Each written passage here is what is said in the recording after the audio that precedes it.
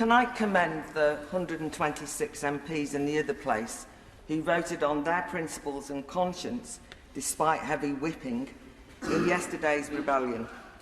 They formed an ad hoc official opposition, whilst the formal official opposition did their, well, what did Keir Starmer call it, their patriotic duty in not opposing but endorsing every single one of the government's proposals.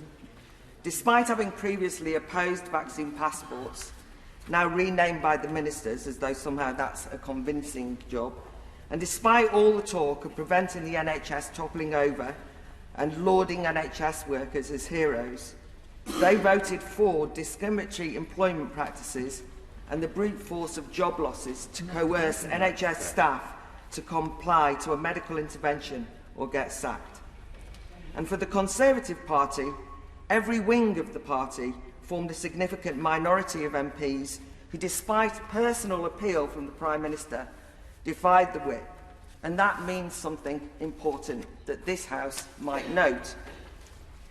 This legislation has already been passed, so a detailed scrutiny on each aspect of it is largely either for form or with little meaning. But there are broader issues worth raising, I think. One is on trust.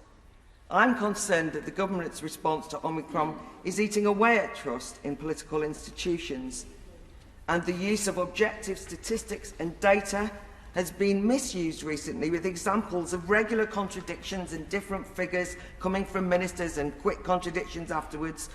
We worry about misinformation on the web, but there's been a fair amount of it from official sources. Also, can we remind ourselves that the Prime Minister Boris Johnson declared an irreversible roadmap out of lockdown, but that irreversible moment has now screeched to a halt and is reversing at rapid speed.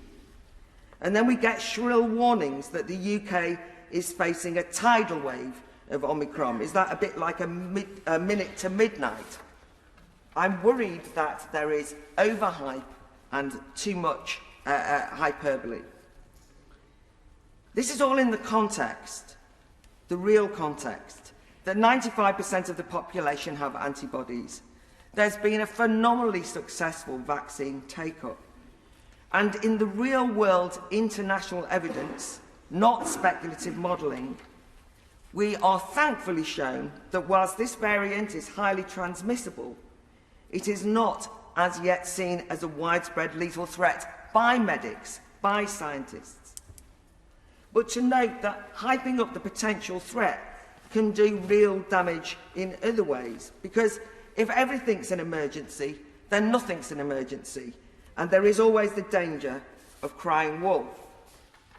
It's not the speed of Omicron that is the only danger here, but it's also more worrying the dangerous speed with which the government's immediately recourse to invasive restrictions, no longer a last resort, but almost the first policy idea that's grabbed for, not based on weighing up the broad social pros and cons, and we are not presented with detailed cost-benefit analysis at all, but it's just deployed just in case there's a worst-case scenario, just in case.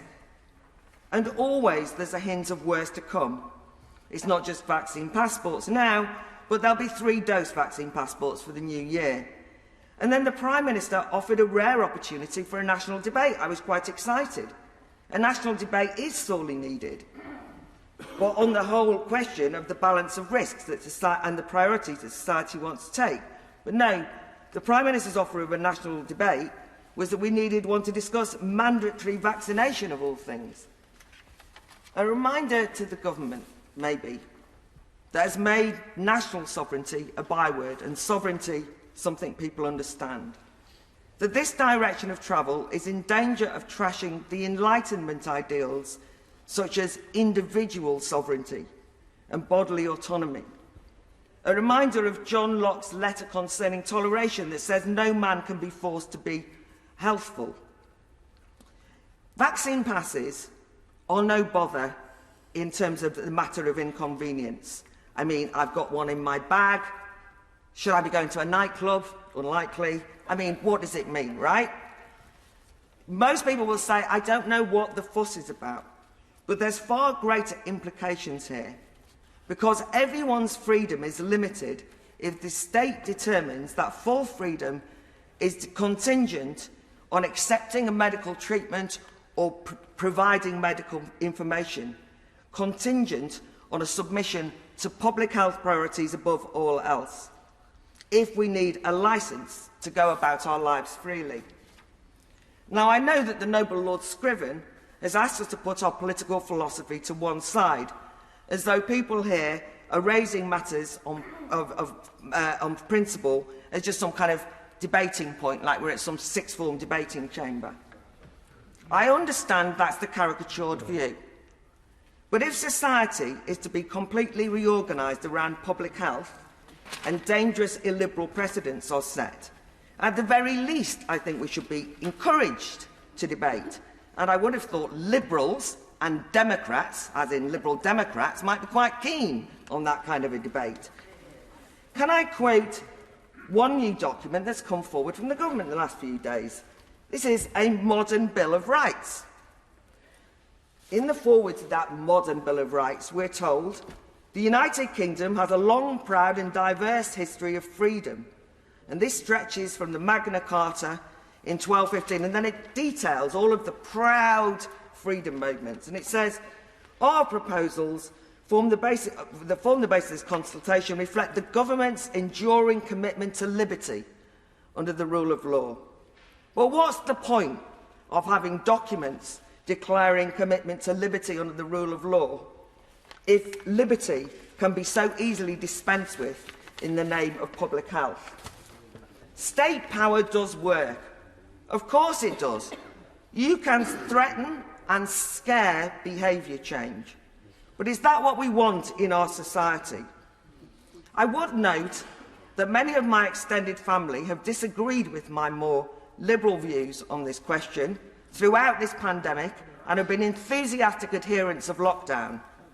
But they, at the moment, are not so much scared of the virus as scared of the next government press conference, and have actually become cynical about actually a lot of things that they're told, fearful that their way of life is being disrupted, not frightened immediately of death.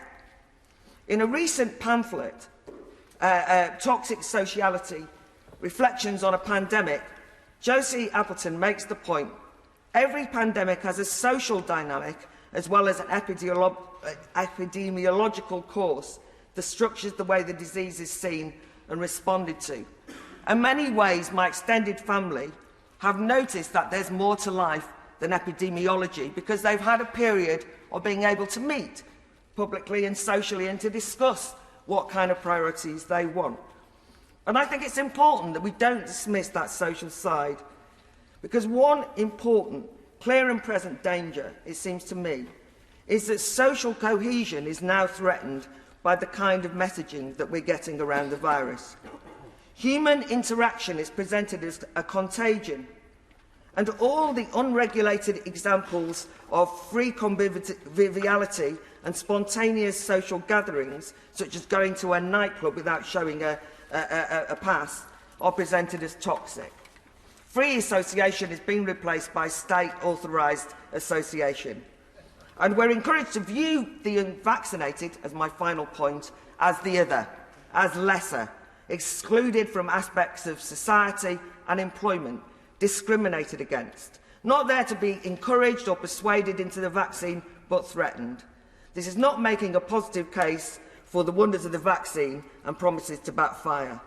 Finally, the Noble Lord Fowler made the point about what he considered the role of this House. I thought that the role of this House was to scrutinise, to be critical, and I hope in the new year that this House does give a lead, not in just going along with whatever we're told, but in actually asking questions and potentially prioritising the importance of a free society without having to apologise for it.